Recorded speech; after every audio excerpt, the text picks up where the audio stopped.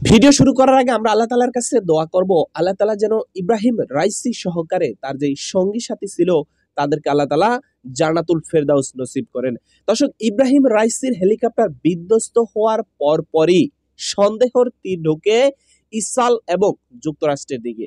তবে ইতিমধ্যে ইরানের যে জনগণ রয়েছে তাদের আরো একটা সন্দেহের তীর ঢুকেছে ইরানের সর্বোচ্চ নেতা আয়াতুল্লাহ আমিনী আলী খামেনির ছেলে মোস্তফা খামেনির দিকে। দেখেন, ক্ষমতার লোভ কিন্তু মোটামুটি সবারই আছে। গণমাধ্যমের সূত্রে জানা যায় ইরানের সর্বোচ্চ ধর্মীয় নেতা খামেনির পরপরই স্থানটি দখল করার কথা ছিল ইব্রাহিম রাইসির। কিন্তু এখন যেহেতু ইব্রাহিম রাইসি এই পৃথিবীর মায়া ত্যাগ করে চলে গেছে, তাহলে পরবর্তী এই যে ধর্মীয় নেতার সর্বোচ্চ আসনটা কে গ্রহণ করবে? এখন এখানেই কি লোভের মূলত কারণ, ক্ষমতার মূলত কারণ? হয়তোবা এখন খামেনির ছেলে যে মোস্তফা খামেনি রয়েছে এই আসনটা সেই দখল করার জন্য কি এমন কোনো কাজ সে করতে পারে? এমনটাই সন্দেহ করতেছে ইরানের জনগণ।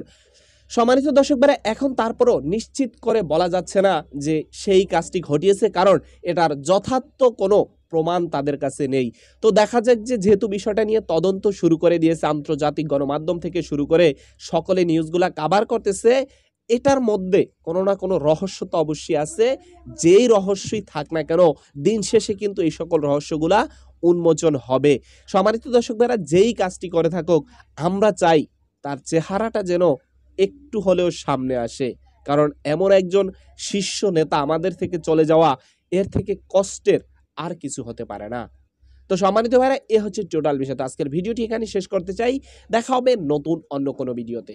সবাই ভালো থাকবেন। আসসালামু আলাইকুম ওয়া রাহমাতুল্লাহি ওয়া বারাকাতুহু।